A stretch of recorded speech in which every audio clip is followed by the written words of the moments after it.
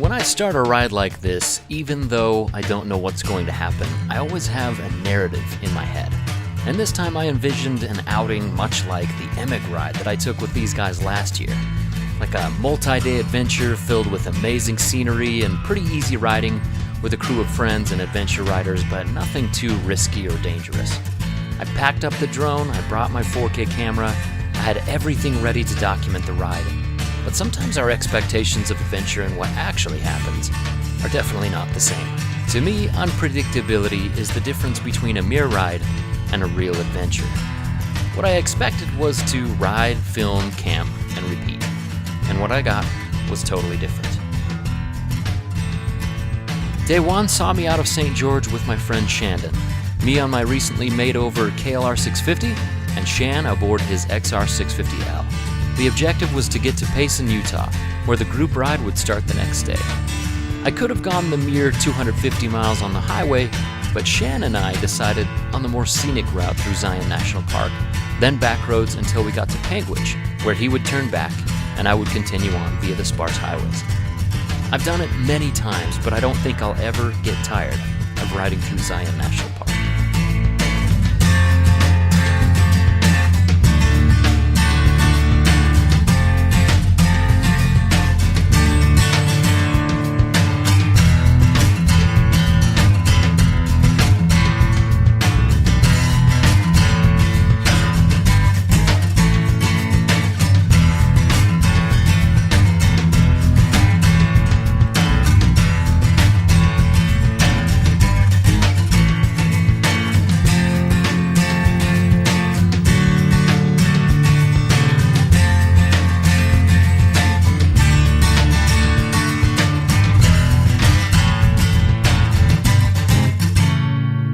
When we parted ways in Panguitch, the rain and wind were throwing us all over the road, but quickly gave way to a calm, beautiful day of riding.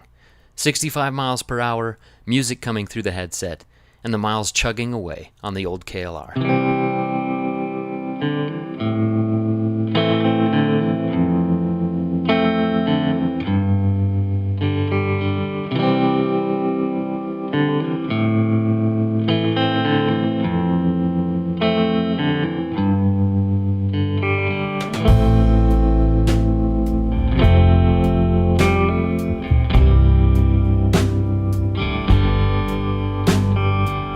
Shan, however, had a different story. On his way back to St. George, his piston seized. I didn't find this out until I was 100 miles away in Gunnison. I was going to cancel the trip, turn back, and help Shan, but our friend Jeremy was already on his way with his truck. I always hate to hear news like this, but Shandon is a fantastic mechanic, and I knew he'd have the bike back together in no time, so I continued on.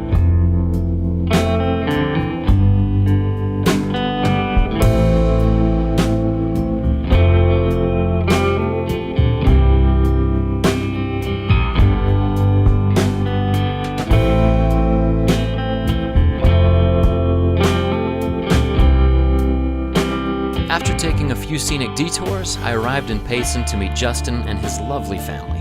He fed me spaghetti and smoothies, we talked bikes, gear, and put a jet kit on his newish DRZ. I was prepared to camp in Payson Canyon, but Justin generously offered me a room at his home.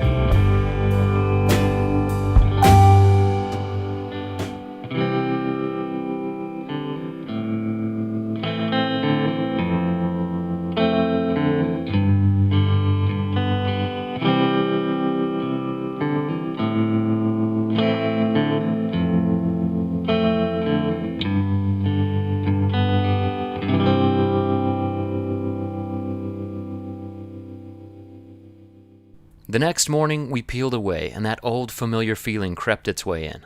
I felt a little uneasy when I saw the choice of bikes and equipment being used by my fellow riders. All but one were lighter, more capable dirt-worthy bikes. Josh, a newlywed videographer, was on a WR250R. Justin chose a DRZ 400.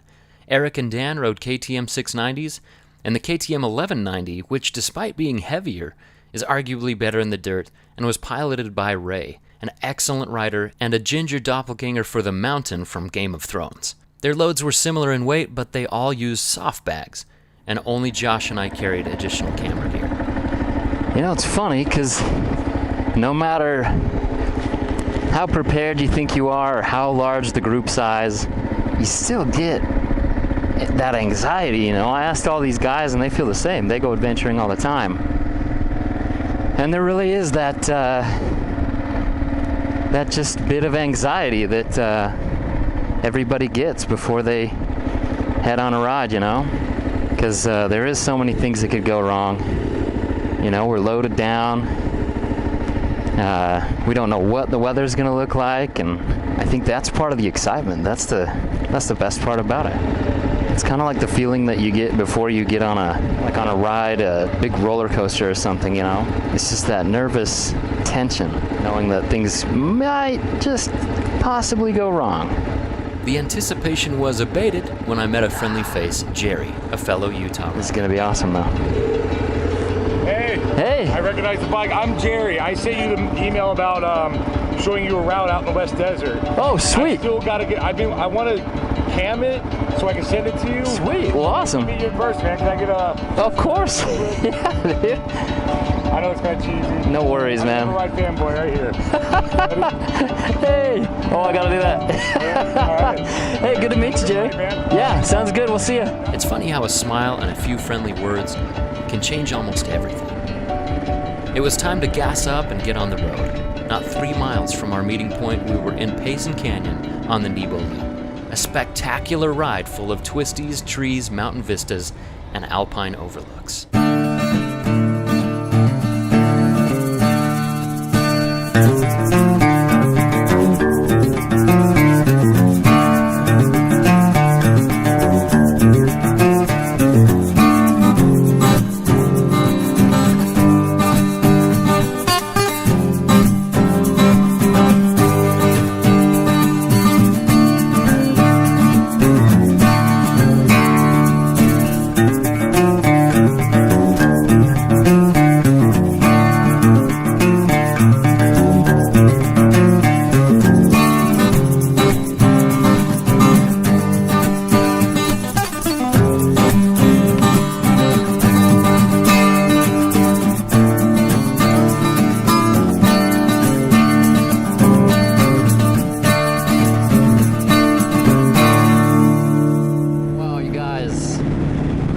Describe to you the smell right now. It smells so good.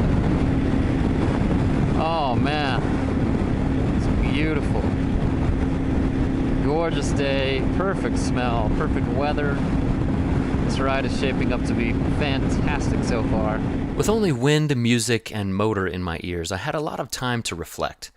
Even after a fairly uncomplicated update, even a poor mechanic like myself could be proud of the motorcycle's performance. It's kind of cool when you wrench on your own bike, when you do mods to your own bike, because in every sense of the word, your life really does depend on it. And so, in a way, you are depending on yourself. For somebody with some confidence issues or something like that, that could be a huge booster, because you double check, and then when your bike performs as it should, and everything is tight and good, then it's great. It's fantastic. Back when I worked at that treatment center for troubled youth, they had an equestrian program. So the students would take care of horses and learn how to ride horses, learn how to shoe horses, basically horse maintenance.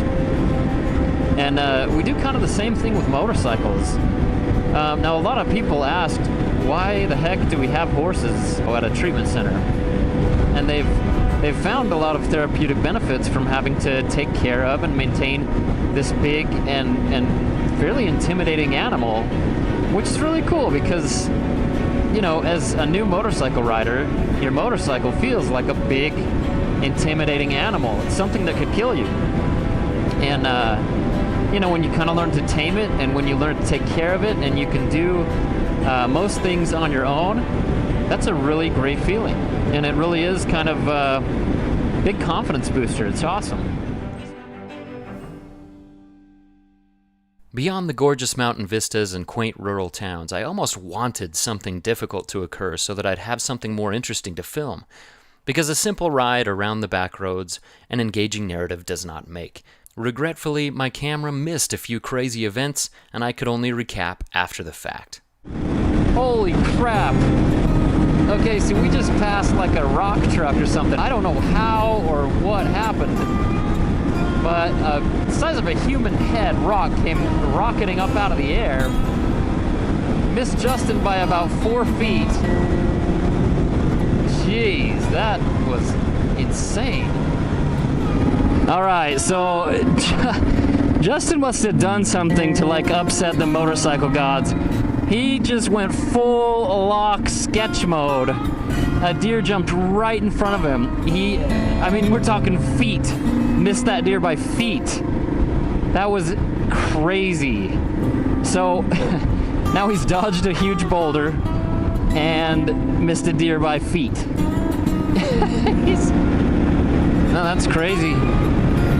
Just like that, we're back in the desert. I'm sure it's going to be amazing because these guys have done this ride a couple times. And you know that when you do a ride more than one time, it's good. But it is interesting that, you know, in the middle of things, there's always kind of the stretches that are like, oh, this is less than gorgeous.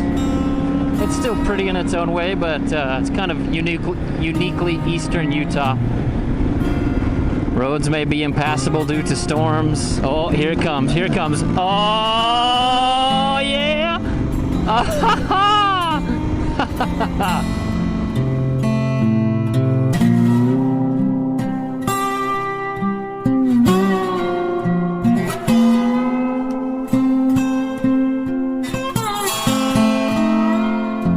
Central Utah was sparse and eerily vast. It made me wonder why these roads that went to seemingly nowhere ever existed in the first place. I found out that some of them were abandoned railroads constructed by Chinese immigrants, but never completed. Hundreds of thousands of man-hours by thousands of men slaving away in this brutal heat, all for nothing but a nearly forgotten historical side note and a dusty, winding road to nowhere. I couldn't help but be reminded how our lives and efforts, as central and important to our own existence and perspective as they are, ultimately fade to irrelevance.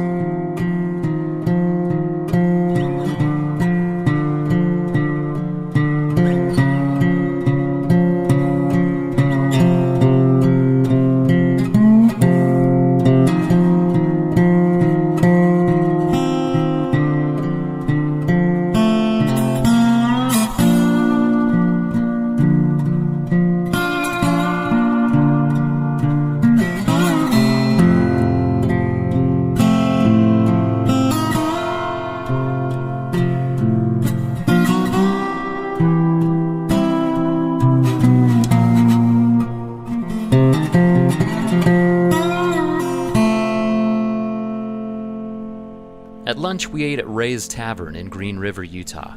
We wolfed down bacon cheeseburgers while Dan made Final Destination jokes, and we all wondered how death would finally catch up to Justin and finish him off. Now we're heading into, man, some bad lands.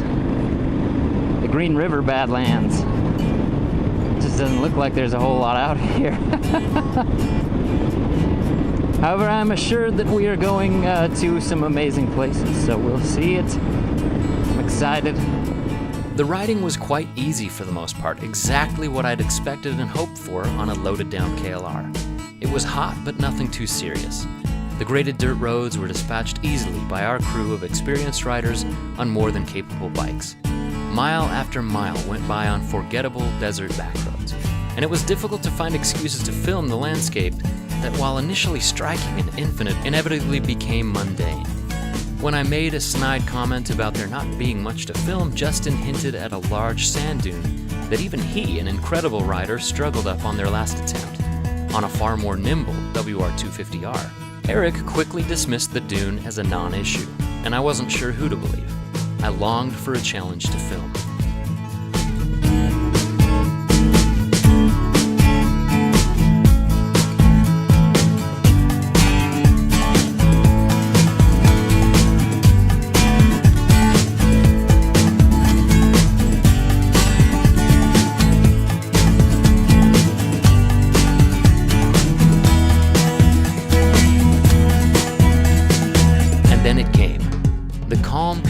simple journey through the monochrome, forgettable roads became anything but once we hit the slow sand. Ooh, it's been like this for the last several miles. Just sand. And not just sand, but rutted sand. So the riding has been, not difficult, but at this, like just hard on the body. You're moving a lot. Whoa, there's a big rut. You're moving a lot, and really gives you a workout. This is such a unique place. Holy cow. It's quite a drop. This is such a unique place because it's like the dirt just barely changed a lot. And so did all these plants. There's plants and flowers, sparse, but it's crazy because just over one crest and all changed. Plus, it's not so sandy anymore. I might have spoke too soon.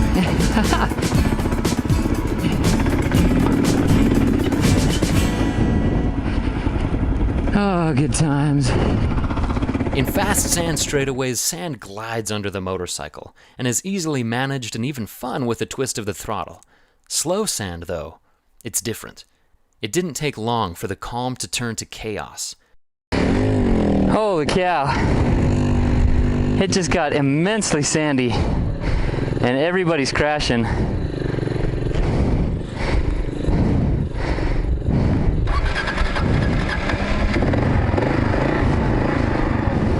I mean, we're talking, it went from being like a couple of inches to being a good couple of feet. Sand is infinitely more simple over a large dune or a field, but when it's a narrow, rutted, slow trail, it becomes pitted, unpredictable, and even more eroded.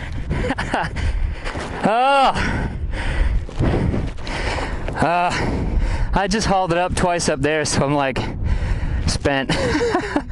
I'm beat, yeah. Ready? 1, 2. Thank you so much. Oh, Eric, you're a stud. We're not coming back this way, right? If you can't get up the hill, you are. Oh, okay.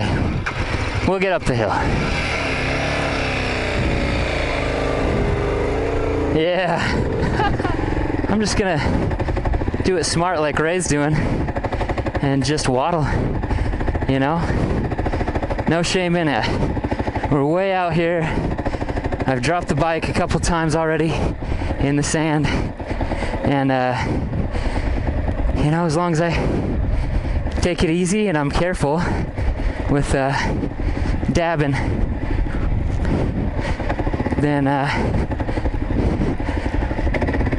I think we'll be okay. Oh, jeez. The sand, over and over and over, got the best of me. Until finally,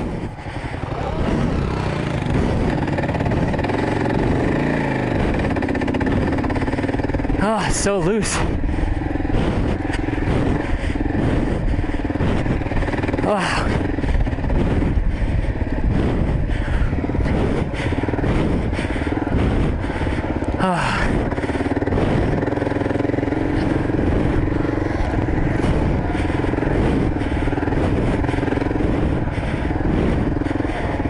It's funny because a lot of the times you see guys struggling with panniers and you're like, oh, that's not hard, I could do that. And